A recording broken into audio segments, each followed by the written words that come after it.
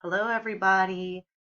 Today you are going to be finishing up with the Declaration of Independence, which means you're going back to the Newsela document that I've attached in your Google form in your assignment today, and you will be doing the quiz and the open-ended response.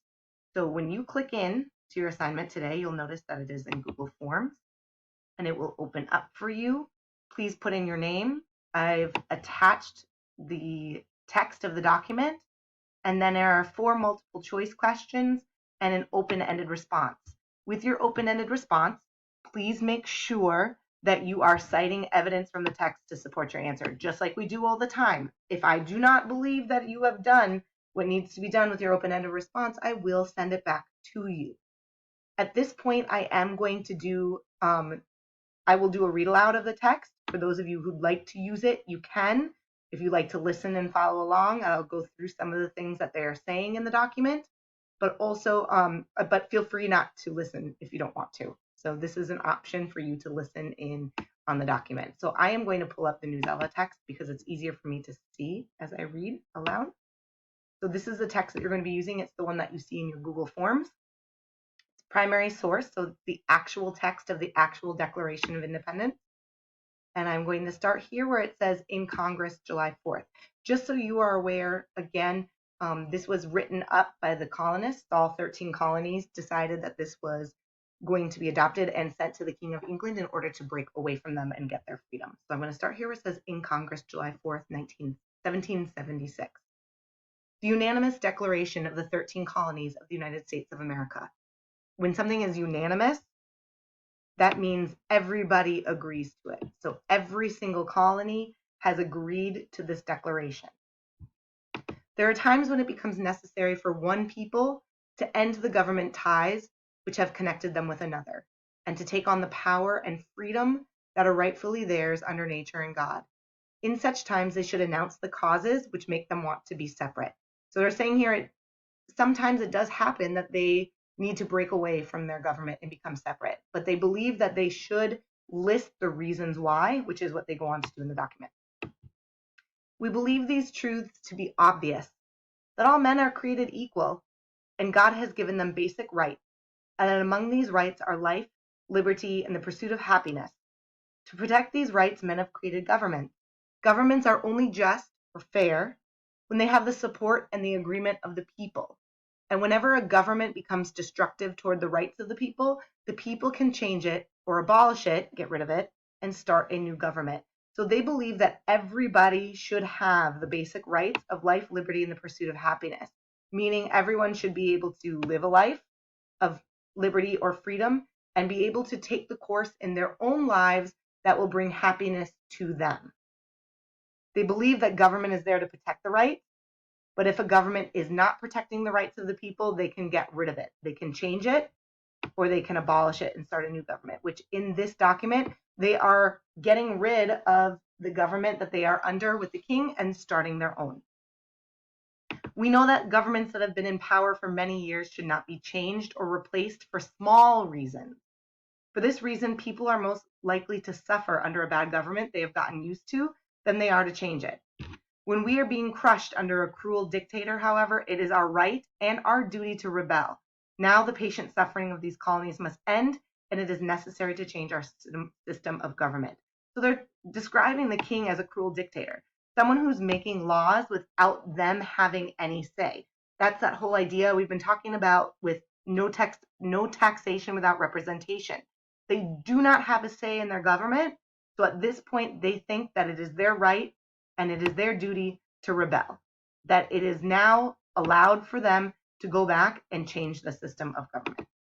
This next section, A History of Repeated Injuries, they list all of the things that the king has done that they believe were not fair. So he says here, the history of the present king of Great Britain is a history of repeated injuries and losses of our rights. A cruel dictator rules over these states. To prove this, let these facts be shown to the world. So here's where they list all of those facts. He's refused to agree to laws that are necessary for the public good. He has forbidden his governors to pass laws that are very important. He says he must approve the new laws, but he never does.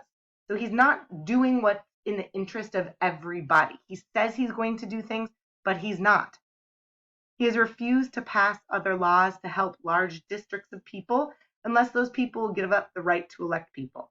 This right is important to them would only be seen as a problem by a dictator. So all of these are about the laws, these first few. And then he goes in, he's tried to stop people moving into these states. He also has made it harder to buy more land. He has made justice in our courts harder. He has not approved laws for naming judges and having juries. So having fair trials that's not taking place. He has set up new offices. He has sent swarms of officers to bother our people that cost us money and take our food. That was that whole Quartering Act where they had to provide food and supplies to the colonists. He has kept standing armies among us to scare us. He has set up his soldiers to have more power than our government. I'm going to skip down to he let large bodies of armed soldiers live in our homes. Trade has been stopped. Taxes are forced on us without our consent. Think about all the acts we've been talking about. The Stamp Act, the Sugar Act, the Townshend Act, the Quartering Act, the Intolerable Act, He's sending large armies of soldiers to attack us. He has kidnapped our fellows in the high seas and forces them to fight against their own country. He has made brother fight against brother, neighbor against neighbor. So I quickly summarize that. You can look at that section in more detail if you'd like. But basically, he's listing all the wrongs. The colonists believed, we can declare independence, but we have to be clear about why. And then this last section, they've been deaf to our voices. In every stage of these terrible situations, we have, as good subjects of the king, reported these problems, but our repeated pleas for help are not answered. So they have brought this up again and again and reported what the issues are, but nobody's answering. We have patiently tried to reach out to our British brothers, warning them of the attempts by Parliament, their lawmakers, to extend an unfair control over us. We have begged for justice, reminded them of our common background and history, and they have been deaf to our voices. We must therefore announce our separation and think of them as we think of the rest of mankind, as enemies in war and friends in peace. And this is the actual declaration of their independence. We therefore, the representatives of the United States of America, ask for the help of God, the supreme judge of the world, to support the goodness of what we now do.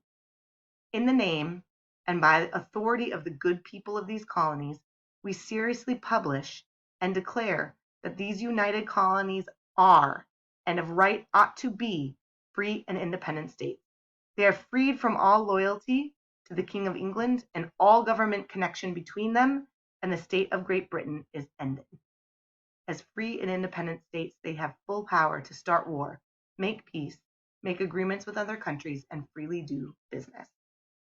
For the support of this declaration, with a firm belief in protection coming from God's plan, we together pledge to each other our lives, our money and land, and our holy honor.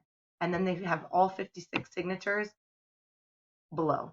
I did not include this in your Google form, but every one of the 13 colonies has been represented and they are signed in this document. So at this point, go back, you can refer back to this audio text and you can refer back to your text. But at this point, I need you to go in, answer your 4 multiple choice, and answer your open-ended. When you're done, hit submit at the bottom. If I find that there's any issues, I'll contact you through our Google Classroom or through Remind to have you fix any issues that I need to have fixed. If you have questions, please feel free to reach out to me. Please feel free to contact me. Thanks, guys.